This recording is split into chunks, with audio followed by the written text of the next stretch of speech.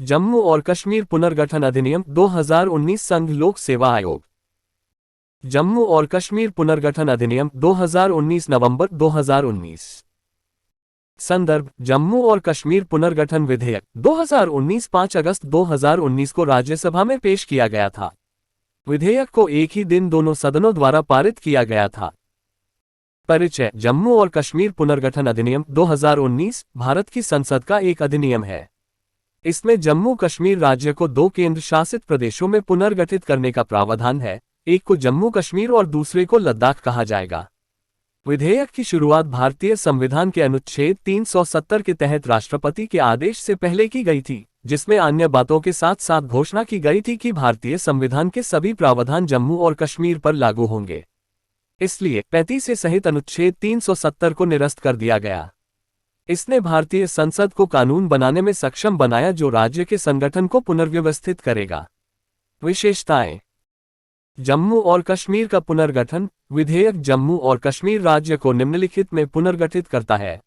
विधानसभा के साथ जम्मू और कश्मीर का केंद्र शासित प्रदेश और इसमें मौजूदा जम्मू राज्य के शेष क्षेत्र लेह और कारगिल जिलों को छोड़कर शामिल होंगे। और कश्मीर केंद्र शासित प्रदेश लद्दाख जो बिना विधानसभा के होगा, जिसमें कारगिल और लेह जिले शामिल होंगे। जम्मू कश्मीर की विधानसभा में सीटों की कुल संख्या 114 होगी। इनमें से 24 सीटें जम्मू कश्मीर के कुछ क्षेत्रों के पाकिस्तान के कब्जे में होने के कारण खाली रहेंगी। इसके अलावा केंद्र शासित प्रदेश जम्मू और कश्मीर में अनुसूचित जाति और अनुसूचित जनजाति के लिए उनकी आबादी के अनुपात में विधानसभा में सीटें आरक्षित की जाएंगी। इसके अलावा उपराज्यपाल महिलाओं को प्रतिनिधित्व देने के लिए विधानसभा में 2 सदस्यों को नामांकित कर सकते हैं, यदि उनका पर्याप्त प्रतिनिधित्व नहीं है। विधानसभा निम्नलिखित से संबंधित केंद्र शासित प्रदेश जम्मू और कश्मीर के किसी भी हिस्से के लिए कानून बना सकती है। पुलिस और सार्वजनिक व्यवस्था को छोड़कर संविधान की राज्य सूची में निर्दिष्ट कोई भी मामला और केंद्र शासित प्रदेशों पर लागू समवर्ती सूची का कोई भी मामला।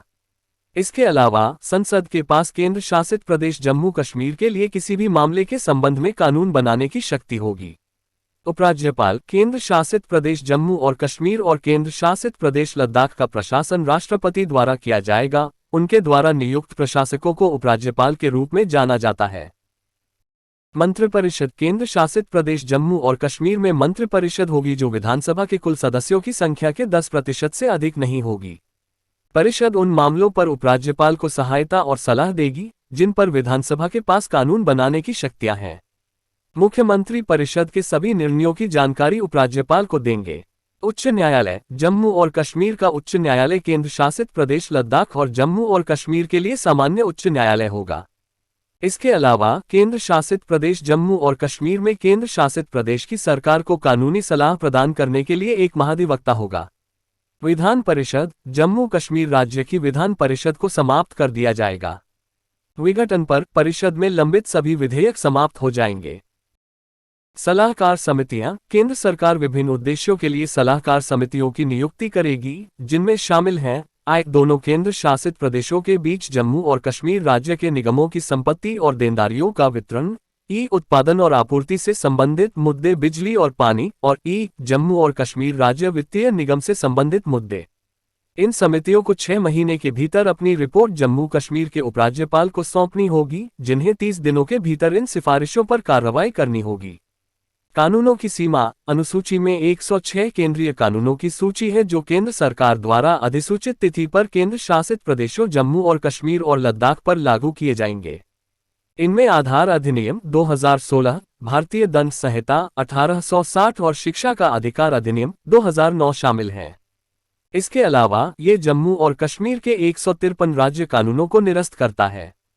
इसके अलावा 166 राज्य कानून लागू रहेंगे और 7 कानूनों में संशोधन लागू होंगे। इन संशोधनों में उन व्यक्तियों को भूमि के पट्टे पर लगी रोक को हटाना शामिल है जो जम्मू कश्मीर के स्थायी निवासी नहीं हैं। अनुच्छेद 370 क्या था?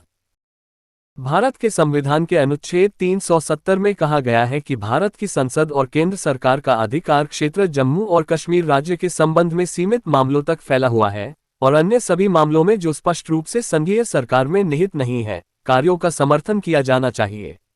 राज्य विधायिका अनुच्छेद 370 ने जम्मू और कश्मीर को एक अलग संविधान, एक राज्य ध्वज और राज्य के आंतरिक प्रशासन पर स्वायत्ता की अनुमति दी। साथ ही अन्य राज्यों के विपरीत अवशिष्ट शक्तियां राज्य सरकार के पास निहित थीं। 1965 तक जम्मू और कश्मीर में राज्य के प्रमुख को सदर-ए-रियासत राज्य का प्रमुख कहा जाता था, जबकि अन्य राज्यों में उपाधि राज्यपाल थी और सरकार के प्रमुख को अन्य राज्यों में मुख्यमंत्री के 1965 तक जम्मू और कश्मीर में राज्य के प्रमुख को सदर-ए-रियासत राज्य का प्रमुख कहा जाता था, जबकि अन्य राज्यों में उपाधि राज्यपाल थी और सरकार के प्रमुख को अन्य राज्यों में मुख्यमंत्री के स्थान पर प्रधानमंत्री कहा जाता था।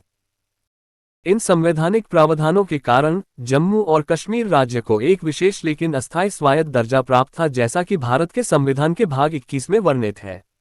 अनुच्छेद 370 का मूल पाठ। जम्मू और कश्मीर राज्य के संबंध में अस्थायी प्रावधान।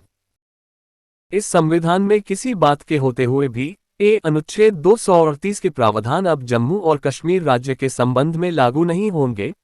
उक्त राज्य के लिए कानून बनाने की संसद की शक्ति निम्नलिखित तक सीमित होगी। संघ सूची और समवर्ती सूची के वे मामले जिन्हें राज्य सरकार के परामर्श से राष्ट्रपति द्वारा अनुरूप घोषित किया जाता है।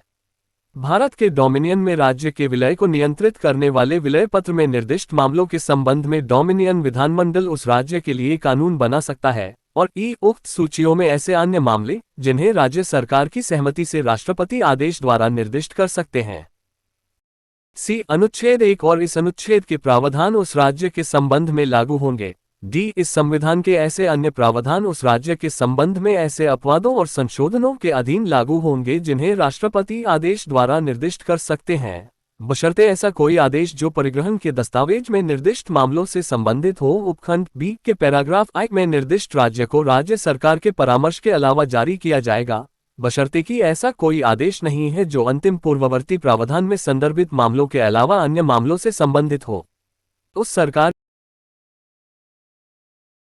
बावजूद राष्ट्रपति सार्वजनिक अधिसूचना द्वारा घोषणा कर सकते हैं कि यह अनुच्छेद लागू नहीं होगा या केवल ऐसे अपवादों और संशोधनों के साथ और ऐसी उस सरकार की सहमति के बिना जारी किया जाएगा। यदि खंड 1 के उपखंड बी के पैराग्राफ E में या उस खंड के उपखंड D के दूसरे प्रावधान में निर्दिष्ट राज्य सरकार की सहमति संविधान सभा के समक्ष दी जाए राज्य के संविधान को तैयार करने के उद्देश्य से बुलाई गई है, इसे ऐसे निर्णय के लिए ऐसी विधानसभा के समक्ष रखा जाएगा जो वह उस पर ले सकती है। इस अनुच्छेद के पूर्वगामी प्रावधानों में किसी भी बात के बावजूद राष्ट्रपति सार्वजनिक अधिसूचना द्वारा घोषणा कर सकते हैं कि यह अनुच्छेद लागू नहीं होगा या केवल ऐसे अपवादों और संशोधनों के साथ और ऐसी तारीख से लागू होगा जो वह निर्दिष्ट कर सकता है, बशर्ते की सिफारिश राष्ट्रपति द्वारा ऐसी अधिसूचना जारी करने से पहले खंड 2 में निर्दिष्ट राज्य की संविधान सभा की बैठक आवश्यक होगी। अनुच्छेद 370 के तहत जम्मू और कश्मीर के लिए विशेष प्रावधान। पहले, जम्मू कश्मीर द्वारा प्रयोग की गई विशेष शक्तियां। दोहरी नागरिकता जम्मू कश्मीर के लिए अलग संविधान और झंडा। अनुच्छेद 360 वित्तीय आपातकाल लागू नहीं। हिंदू और सिख जैसे अल्पसंख्यकों के लिए कोई आरक्षण नहीं। दूसरे राज्यों के भारतीय नागरिक जम्मू कश्मीर में जमीन या संपत्ति नहीं खरीद सकते। RTI लागू नहीं। विधानसभा की अवधि 6 वर्ष। यदि जम्मू कश्मीर की कोई महिला राज्य से बाहर शादी करती है तो वह राज्य की नागरिकता खो देगी। पंचायतों को कोई अधिकार नहीं थे। अब कोई विशेष अधिकार नहीं, एकल नागरिकता। तिरंगा ही एकमात्र झंडा होगा। धारा 360 लागू रहेगी। अल्पसंख्यक 16% आरक्षण के पात्र होंगे। दूसरे राज्यों के लोग अब जम्मू कश्मीर में जमीन या संपत्ति खरीद सकेंगे। RTI लागू होगी। केंद्र शासित प्रदेश जम्मू कश्मीर की विधानसभा की अवधि 5 वर्ष होगी। यदि कोई महिला राज्य या देश से बाहर शादी करती है तब भी उसके सभी अधिकार और भारतीय नागरिकता बरकरार रहेगी। पंचायतों को अन्य राज्यों की तरह ही अधिकार मिलेंगे। अनुच्छेद 35A क्या था? भारतीय संविधान का अनुच्छेद 35A एक ऐसा अनुच्छेद था जो जम्मू और कश्मीर राज्य की विधायिका को राज्य के स्थायी निवासियों को परिभाषित करने और उन स्थायी निवासियों को विशेष अधिकार और विशेषाधिकार प्रदान करने का अधिकार देता था। इसे राष्ट्रपति के आदेश के माध्यम से संविधान में जोड़ा गया था, यानी संविधान जम्मू और कश्मीर के लिए आवेदन आदेश 1954 भारत के राष्ट्रपति द्वारा 14 मई 1954 को अनुच्छेद 370 के तहत जारी किया गया था। अनुच्छेद 35A का मूल पाठ। स्थायी निवासियों और उनके अधिकारों के संबंध में कानूनों की बचत। इस संविधान में किसी भी बात के बावजूद जम्मू और कश्मीर राज्य में कोई मौजूदा कानून लागू नहीं है और इसके बाद राज्य के विधानमंडल द्वारा कोई कानून नहीं बनाया गया है। उन व्यक्तियों के वर्गों को परिभाषित करना जो जम्मू और कश्मीर राज्य के स्थायी निवासी हैं या होंगे, या ऐसे स्थायी निवासियों को कोई विशेष अधिकार और विशेषाधिकार प्रदान करना या अन्य व्यक्तियों पर कोई प्रतिबंध लगाना। राज्य सरकार के अधीन रोजगार, राज्य में अचल संपत्ति का अधिग्रहण, राज्य में निपटान या छात्रवृत्ति और ऐसे अन्य प्रकार की सहायता का अधिकार जो राज्य सरकार प्रदान कर सकती है, यह इस आधार पर शून्य होगा कि यह इस भाग के किसी भी प्रावधान द्वारा भारत के अन्य नागरिकों को प्रदत्त किसी भी अधिकार से असंगत है या छीनता है या कम करता है। कुछ कानून प्रावधान जो अनुच्छेद 370 के निरस्त होने से पहले जम्मू और कश्मीर पर लागू नहीं थे। शिक्षा का अधिकार, राष्ट्रीय अल्पसंख्यक आयोग से संबंधित अधिनियम, राष्ट्रीय अध्यापक शिक्षा परिषद से संबंधित अधिनियम, भूमि अधिग्रहण से संबंधित अधिनियम, राष्ट्रीय सफाई कर्मचारी आयोग से संबंधित अधिनियम, मुखबिरों की सुरक्षा से संबंधित अधिनियम, माता पिता और वरिष्ठ नागरिकों के कल्याण आदि से संबंधित अधिनियम।